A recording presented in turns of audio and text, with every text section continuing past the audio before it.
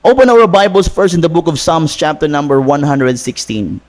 Psalms chapter number 116. Let's all stand please as we read this one passage, this one text in Psalms chapter number 116. Okay ba ta? 116.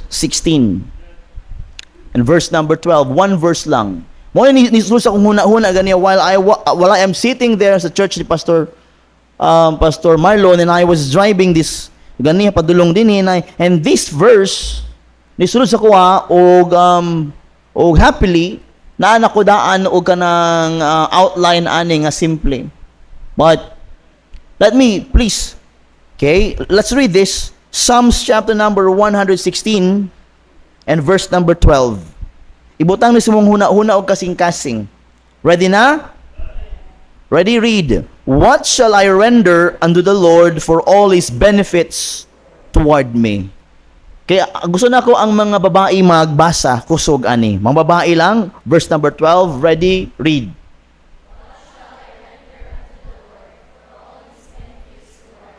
Tanang mga boys or men, let's read this aloud, ready, read. What shall I render unto the Lord for all His benefits toward me? Let's pray. Father in heaven, we thank you, Lord, for this text. Lord, give us this message. Lord, please.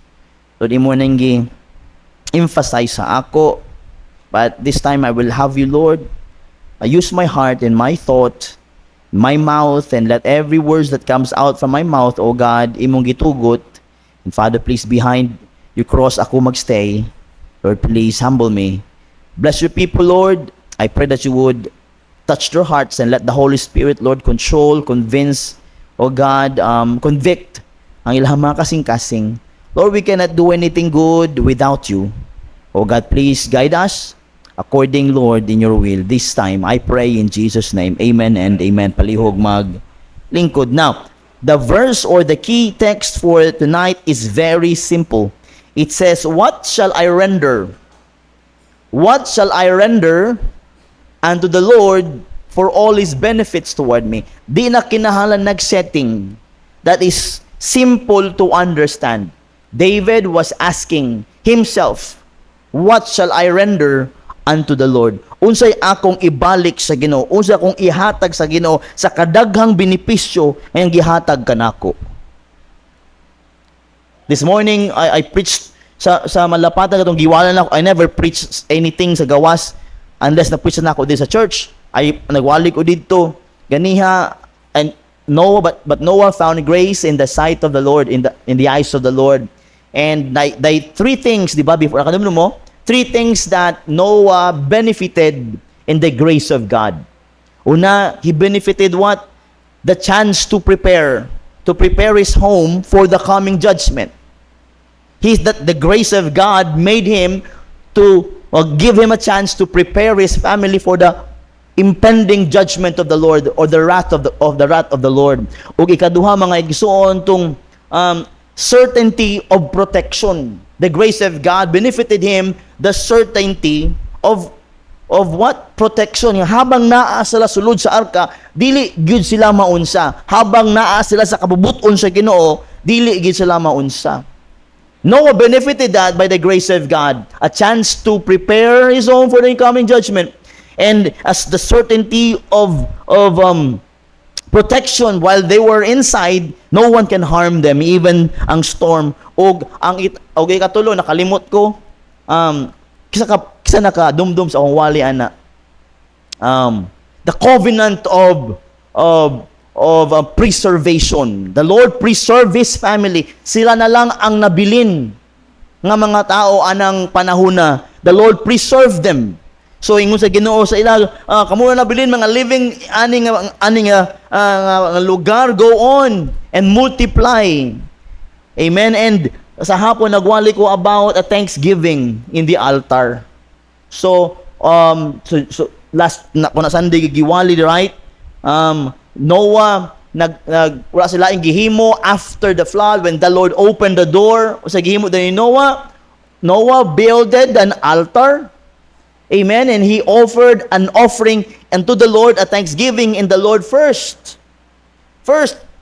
Because Thanksgiving, diya sa Ginoo is a top priority. Because no one knew how good God is to him. He preserved him and his family. So wa sila ang gihimo kundi to set up stones to make it an altar, and he offered in the Lord. It was his top priority that time. And it was a tough preparation. Tough preparation tungod kay he needs to look kanang ang iyahang i-sacrifice katong clean gyud to the best gyud of the flocks and the herds. O katulo mga igsoon na ay gustoy katulo to ni agi nakadumdum mo last Sunday lang ni ha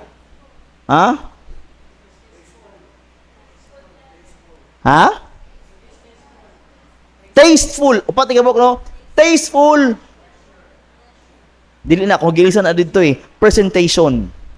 A tasteful presentation kaya kinahanglan ita sweets savor sa simhot sa Ginoo. The Lord was not wala gidawat tuto tungod sa sugba, sa amoy sugba, kundi gidawat ito because of Noah's heart. Noah sa nakita sa Ginoo ang kasing-kasing ni Noah, ngayong ana siya gisik niya ang Ginoo first after the opening of the ark again. O ang last upat man to. Trustful promise, because the Lord promised in his heart that he will no longer destroy the earth with water, and he set a rainbow, so we can trust the Lord on his promises. Oh mga igsoon, thanksgiving is not just a thanksgiving by saying, it is an expression. It is an expression, and this Sunday we will be expressing how thankful we are in the Lord. Thanksgiving is not proven by what we say, but by what we are willing to surrender. What's it? Thanksgiving is not proven by what we can give or by what we can say. Thanksgiving is proven about a willing heart or a surrendered heart. Paminaw mga ison, you cannot give the best to God if you did not surrender yourself first in the Lord. We can say and thank anyone and thank them anyway, but if our hearts are not in it, mahimo tong kawang nga pagpasalamat. A true thanksgiving is when you truly have given your heart already in the Lord, and after that is a thanksgiving.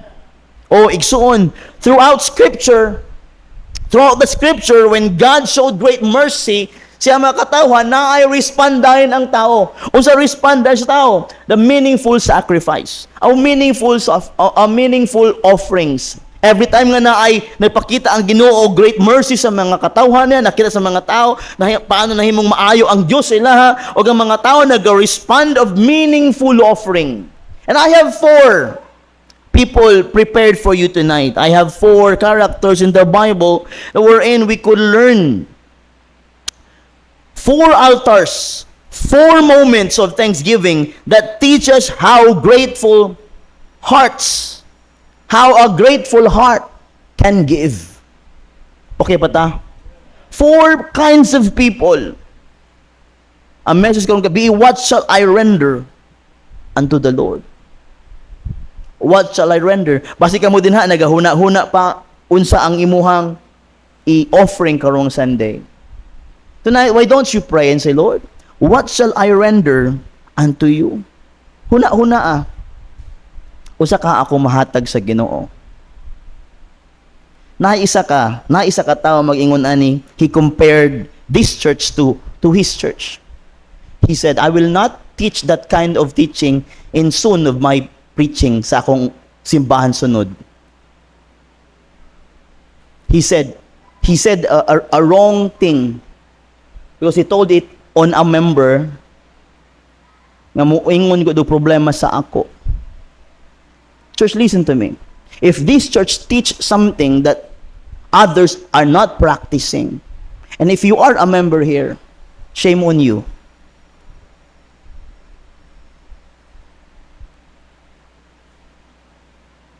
Shame on you.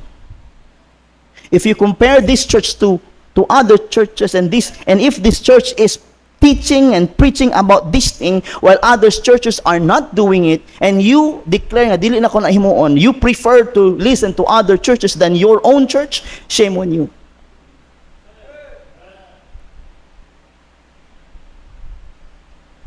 God brought you here. The Lord brought you here.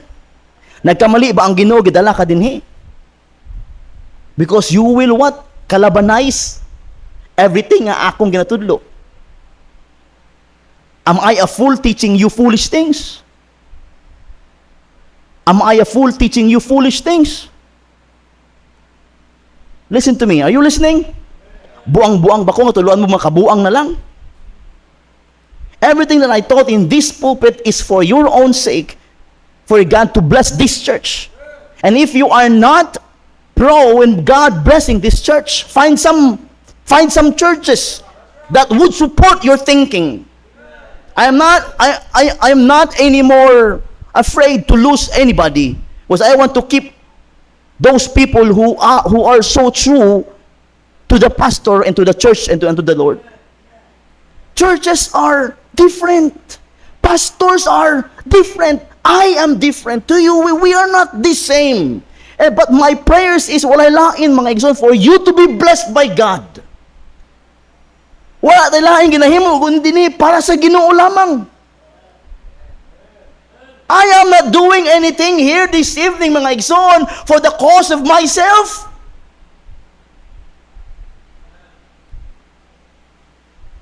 Wala ko ginahimo dinhi sa simbahan para lang sa sarili nako nga benepisyo. I am doing anything for God to bless this church and for this church to grow more and do more for His glory. And if there's a thing na pwedeng himoon para sa ministry, I will do it. Why? For God's glory. I will never stop myself if there's a thing that would cause this church to be blessed more by God. Amen and amen. And if you think, mga igsoon, I'm wrong, then wait on your turn kung pastor ka na.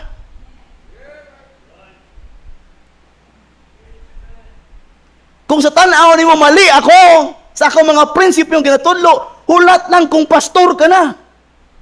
Kay ikaw na pod. Again, I'll tell you this, giving should never be the issue of your backsliding. Because if you think that is wrong, mga igsoon, think to your heart, backsliding mo kasing-kasing, usa pa nimo na gihimo. We are here, mga igsoon, to promote grace. We are here to promote blessings. We are here to promote the church growth. And if I'm here just for the issue of what myself going up, listen to me, dili na mao ang akong tumong aning simbahan na.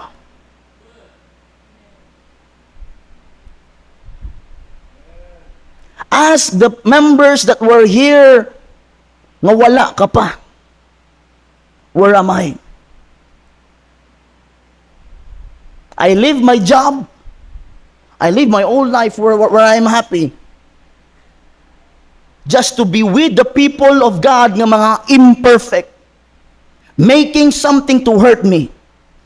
But I am not here for you. I'm here for God. Listen to me very carefully tonight. In our giving, it should never be the issue. Ang issue is this: how could you be a blessing to the works of the Lord? How can we be a blessing para sa buluhaton sa Diyos? Mauna dapat ang atong himuon, dili mag-entertain ng mga bagay-bagay nga muguba sa atong relationship sa matag usa. Merry Christmas.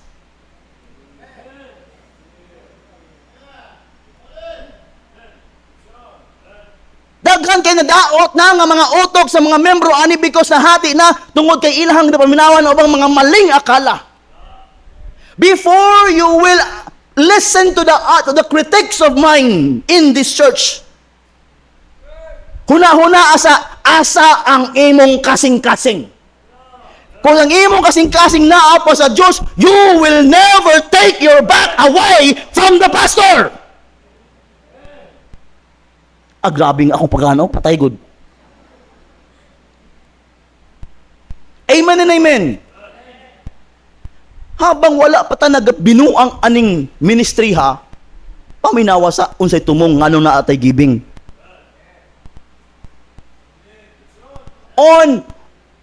On January, I want to post our statements for all the years.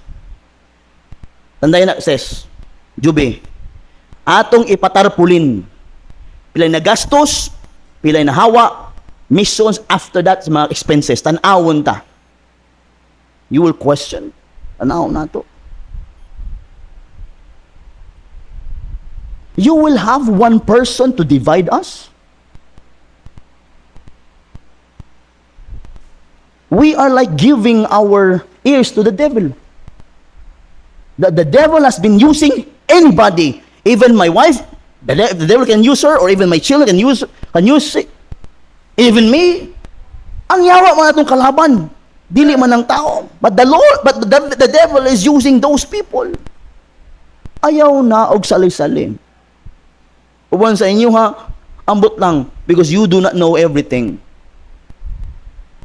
I don't want giving should be the issue in the church.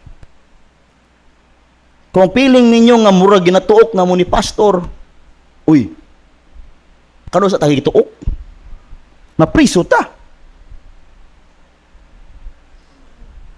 But since the very first in this ministry of my pastoring, that is who I am before you ever came. Katong mga nagpabilin diri pila na takatuig, 13 years as a church. Katong 10 years na din kinsa man ko nagbag-o ba ko? Si Princess nga diha na din si sukad-sukad, nagbag-o ba ko sis? Nagbago lang kong naw, nigwapo lang kong samot. Tanaw. Long sleeve. Mali kayo ako ang tumong. Mali kayo ako ang akala. Abi na ako, bugnaw sa malapatan. Wala ko gilitson ba? Pero blessing kayo dito. Bahalag, init kayo, pero grabe yung spirito. I never. Ang system sa church, wala man na bago. And every giving was recorded. And every giving was in the ministry. Hello? And this giving also sa itong Thanksgiving will go directly also for the glory of God. Church, wala mo nalipay anang building din ha. Church, amina mo, wala mo nalipay sa building diha. Asa man nagikan? Thanksgiving na og first fruits.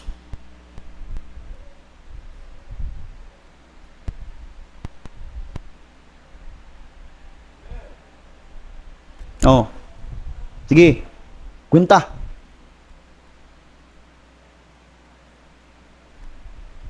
Ang lote dito, kung kwintahon, ang nahatag sa atong sa church, kulang pagpalit ato, kailangan ako baligya o sakyanan.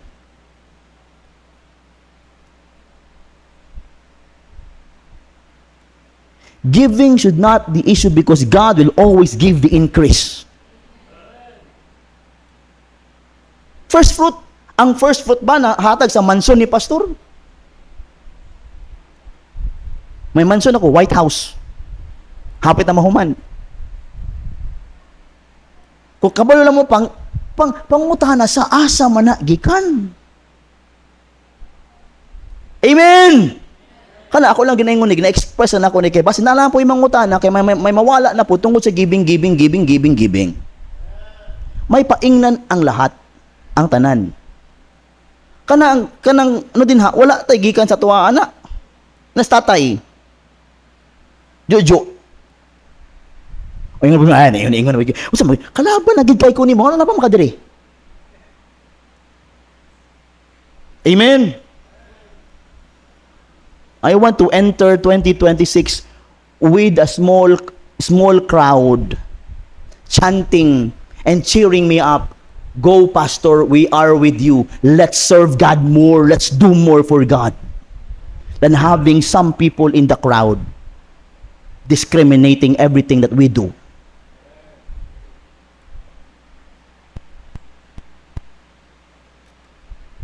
Wala pa man siguro kung nagbinuang.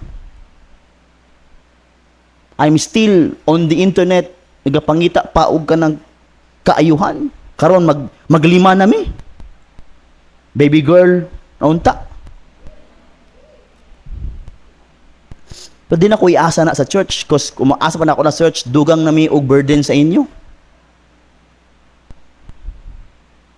Kung kana ang issue lang ninyo, ang mga utok lang yung dahilan, di kami manguha sa church, oy. Di give. Ko, malipay na ko kung na mo abot sa pastor para sa imuhang panggas. Pastor, para na sa imuhang pangbugas. Pastor, na ako ikipadala dira pangbugas. Pero kung kanang literal nga kuhaon guna ako, di mo kabuhi sa ako. Sa akong shampoo pa lang. Mahal na akong shampoo. Bahalag walay mo tubo, basta mahal ang shampoo. Kasi unsa-unsa nagibutang sa buhok. Listen to me, church. Giving should never be the issue. It should be the issue. That should be the issue. Lord, what shall I render unto you? Ison, healthy ba ya ang church kung ang atong simbahan simple kaayo but yet makit-an gyud sa binuhatan?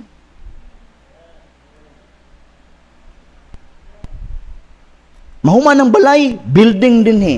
Mahuman ng diha, building dire. Mahuman ang diri, ipunan ng kana nga luti. Tapad. Asa man alam magikan mangsulusit ta kay Pacquiao? It should come from the members of the church.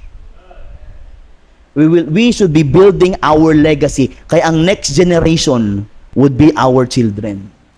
Let's give what we can, the best for our children in the next generation. Kung kinsa lang magpasto din na aninindot nga mga amenities, okay mo ana. Nya na po ko'y ginalauman nga makatukod gud usa man lang mag-70. Kung buhi pa nga akong mga statay diri o sila gabya diri makatukod o may gym para sa church. Kay hilig tag basketball. See that? Asa man ang magikan? In the giving in the church. I'll tell you, wala kay savings. Ano man? Ano wala savings? Tungod kay gasto tanan. Para sa buluhaton. Amen. Na-savings itong mga sa land fund, sa building fund, di kuwaon, sa missions fund, di ba nakwaon. Pero as a church, muna na sa sobre na church savings eh. Mo lang ito na, right? But everything, kulang man, ug ato ginagasto every week. Giving should never be the issue. Intro pa lang ni ha, kapag naghatag og mensahe. What shall I render unto the Lord? I have 4 things. 4 accounts happen in different times, places, and circumstances.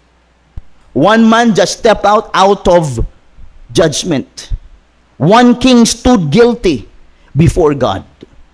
One widow lived in poverty. One Savior hung on the cross. 4 characters. And all these characters joins into one purpose. They all understand the grace, the goodness, the mercy of God that leads them to sacrifice. Number 1, the character that we talk about lately, Noah. What shall I render unto the Lord for all the benefits toward me? Noah, thanksgiving after deliverance.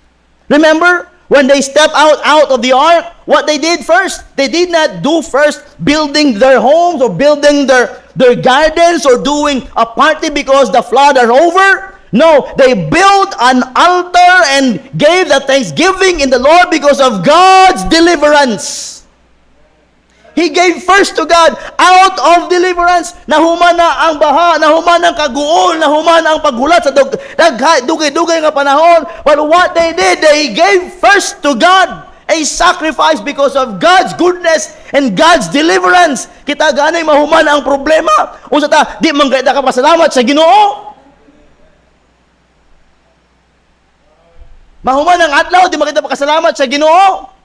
Mahuman mong utang, di ka na, wala human na, paid na, di mo na ka pasalamat sa Ginoo nga, Ginoo, wa, good, nagkulang sa pagtabang kanimo, mabayaran mo lang ang imong utang. But this Noah, after the tragedy, after he heard sa gawas that their people around are dying and shouting while the floods or the storms or ang rain nagahapak sa arga, but he stayed still and prayed to God and stayed with his family. And after all those years, God delivers them. That's why the very first time na niabre ang ang pultahan sa arka, wa sa laing gihimo kundi nagset siya og altar for their family to offer a thanksgiving in the Lord. Noah, thanksgiving after deliverance, he gave first to God. In Genesis 8 verse number 20, and Noah builded an altar unto the Lord and took of every clean beast and of every clean fowl, and offered burnt offerings on the altar. Noah's first act after salvation was not comfort, but consecration. He consecrated himself, Lord, after these things will be done, mahumaning tanan, I will consecrate myself, I will prepare myself, I will set myself to worship you first before anything. Iyang giandam, ang ilang kaugalingon, he made a consecration sa iyang family. Wala tayo laing himuon na paggawas aning arkahan ni, kundili mag-set ag altar, mag-set ag thanksgiving because God had delivered us. Oh, igsoon, when God delivers us, thanksgiving should be our first response. Kung ang Diyos i-deliver ta niya sa KCC, if God delivers us of any circumstances or any mga tragedies, wa tayo laing response kung dili pasalamat. Dili nga, hay, salamat na lang na human na. Dili ana igsuon. Dapat, Lord, what shall I render unto you for all the goodness you gave me? Dapat ana nga tuhang respond. Dili ang mga party ka. Kamo mga estudyante dapat kung mahuman na mog eskwela, dili magpa victory party. Thanksgiving in the Lord. Kamo nga na mga businesses for all these years, all the months, is it all about the 13th month? It's all about giving thanks in the Lord. That God has prospered your business, or your stores, or your job. Or even we, nga mga hayahay in life. Because God puts us 12 months of hayahay, mag-thanksgiving ta. Listen very carefully. Our first response after everything is a thanksgiving. Noah, after deliverance, he gave thanks in the Lord. First, clean and a sweet savor, sweet smelling savor for the Lord. Number 2, David. We talk about him, right? What shall I render unto you, Lord? David, thanksgiving that cost him something. He gave a thanksgiving that cost him something. Nakaila siya, nakabalo siya, nakahuna-una siya, nakasabot siya. Grabe. Grabe akong sala sa Ginoo. And the Lord spared mercy because he was there on that place where there was an historic events for and pro. And he stopped there, that angel. And the Lord spared mercy.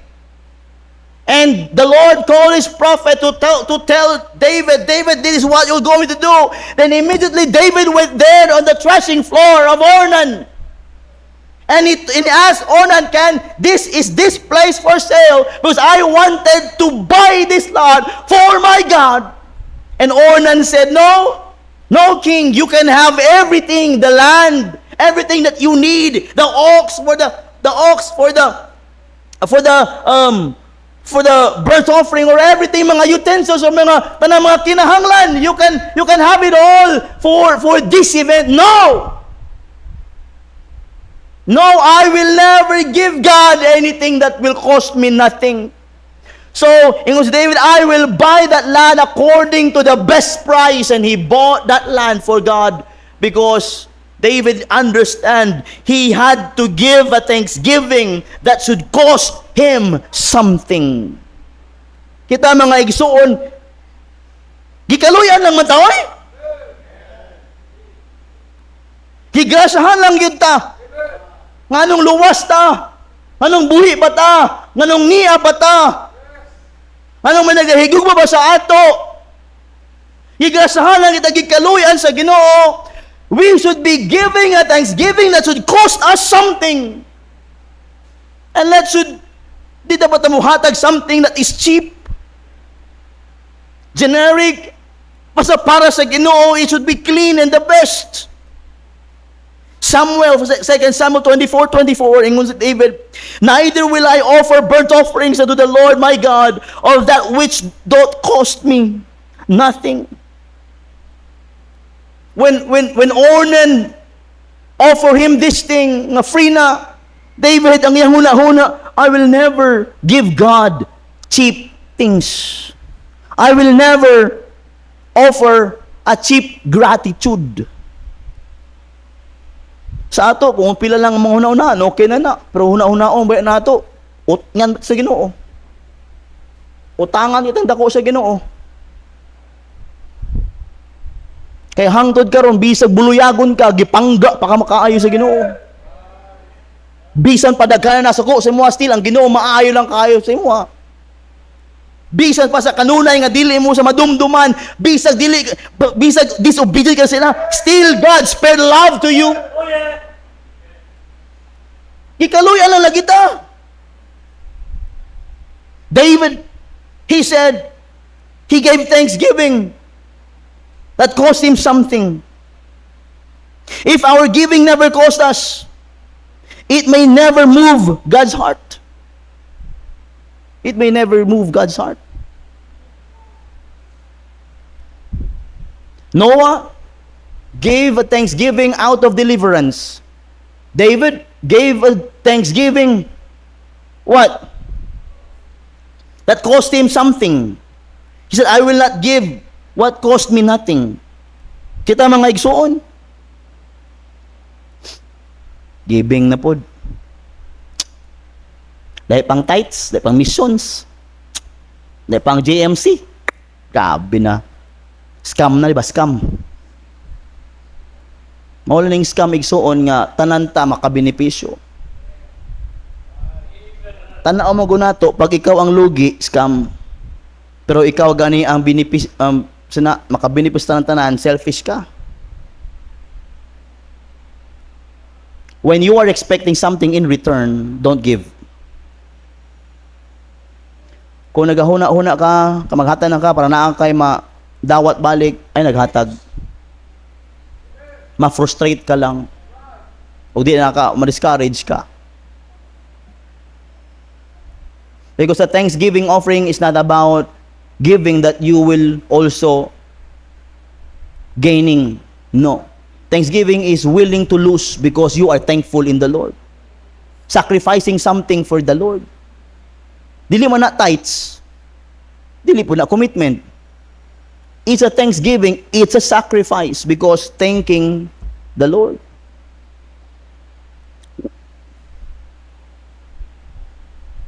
We gave thanks to God not before we obtain grace.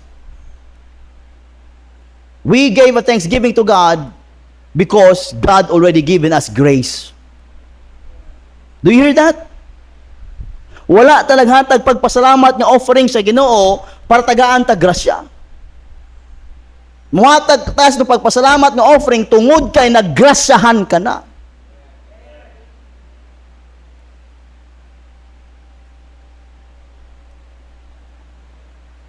Number 3. I remember the widow woman. The widow woman that offers last money. Thanksgiving beyond ability. A thanksgiving beyond ability. The widow gave thanks beyond ability. Katong 3,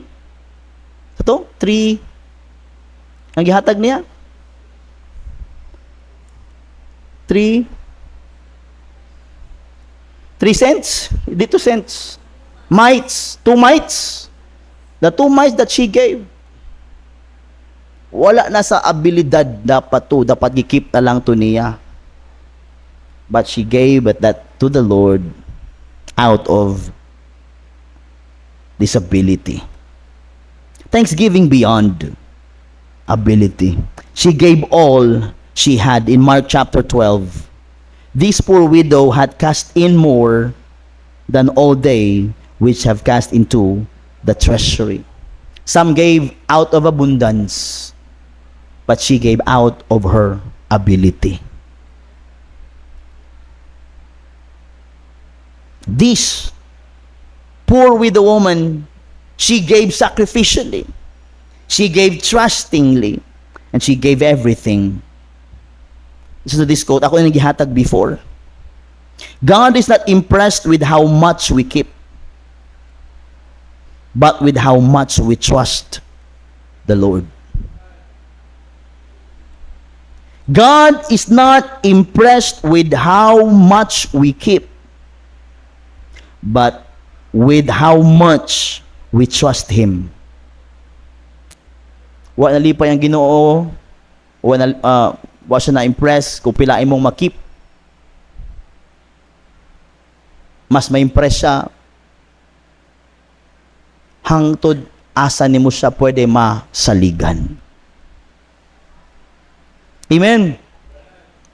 What shall I render unto the Lord? Noah gave a thanksgiving because of out of deliverance. David gave a thanksgiving that cost him something. This widow woman gave a thanksgiving out of ability. Kita, ang ability to give. Paano mo nasabi, pastor? Sa dagway pa lang nimo, malipayon ka kanunay. Giving is not by how much, but how our hands can give. It is how this heart trust in the Lord. Lastly, the cross. Una, Noah, David, widow, the cross. The greatest thanksgiving gift. The greatest thanksgiving gift is the Lord Jesus Christ. God gave His all, for God so loved the world that gave His only begotten Son.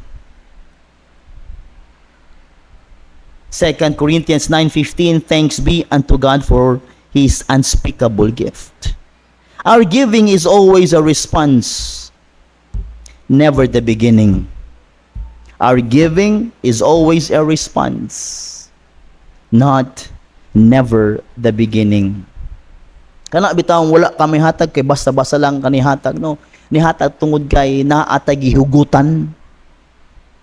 Response na, reaction na sa gihimo sa Ginoo sa imong kinabuhi. You know what? John 2:16 says, God gave first. God gave fully. God gave sacrificially. God gave us salvation. Ang kaluwasan nga dili na mawala, nga pilit ginaguba. Amen. Wala may verse mahatag. Listen to this very well. Salvation is holding us, not us holding salvation. But as many as received Him,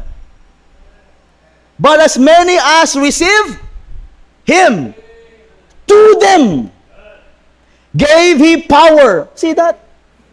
gave He power to become the sons of God. Who gave the power? Who gave the power? God.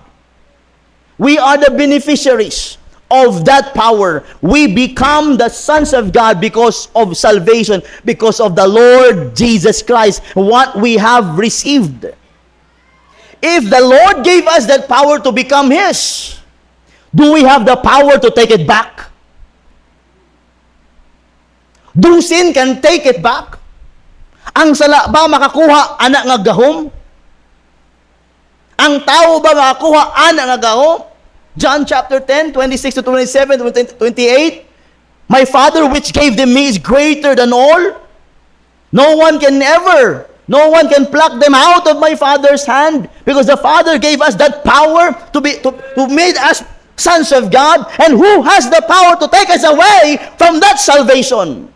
If you have already na iunadawat ka na nga kaluwasan, who can take that salvation away? Is sin? No. Sin cannot take us away from the love of God. No one can take us from salvation.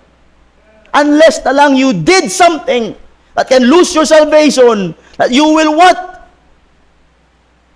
Blaspheme the name of Christ. Blaspheme the Holy Spirit.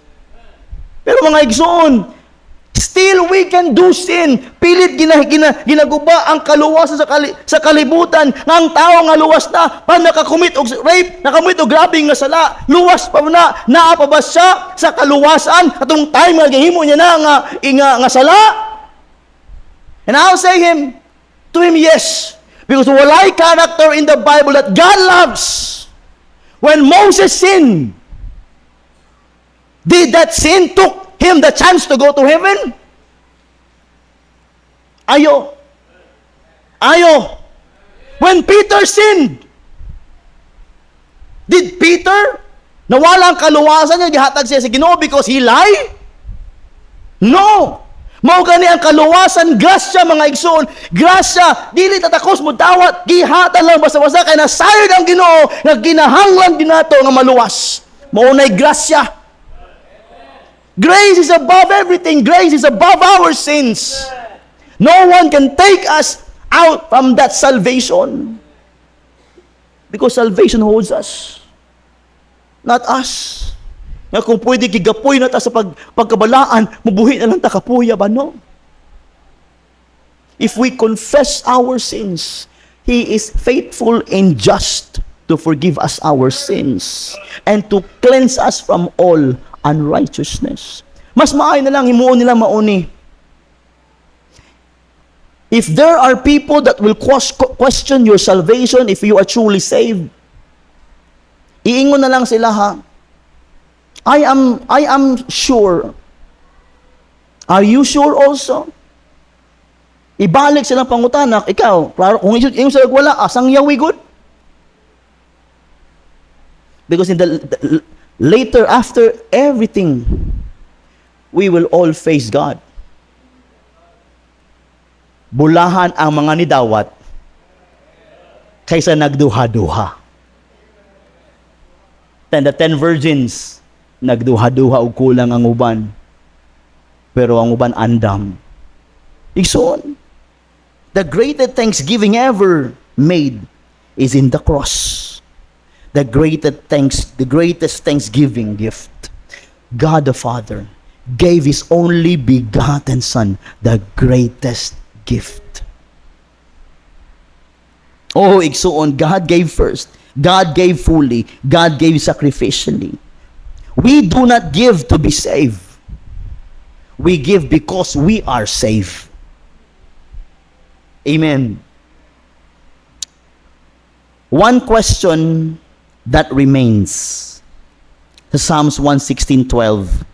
What shall I render unto the Lord for all His benefits toward me? Noah says, God first. Give God first. David says, give God what cost you. The widow says, give God all your trust in Him. The cross says, give because God gave everything.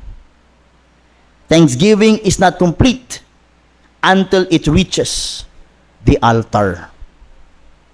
Thanksgiving is not complete until it reaches the altar. Habang naapasimuha ang imuhang ginaplanong Thanksgiving, wala pa'y Thanksgiving mahitabo kung wala pa ang Thanksgiving sa altar. Noah, bring that Thanksgiving into the altar. We are not asking for what is easy. Listen to this. Okay ba tayo man ako? We are not asking for what is easy. We are asking for what is honest. Not what is left, but what honors the Lord. Sayang no, wala sa media ni. We are not asking for what is easy. We are asking for what is honest. Not what is left, but what honors the Lord. In our Thanksgiving, dili dapat sayon, dapat honest. Dili ito nabilin, kung dili ka tong maka-honor sa Ginoo. Thanksgiving man. Okay pa ta? Let our Thanksgiving makahatag himaya sa Ginoo. We gave our Thanksgiving because God has been good. Let's pray. Father in heaven, we thank you, Lord, for all those characters we have heard tonight. Lord, what shall I render unto thee? What shall we render unto thee for all the good things you've done in our lives? Lord, unsa ang amo mahatag kanimo iles sa tanang mga bagay-bagay nga imo nang gihimo nga rikanamo. O Lord, una man dinhi a doubtful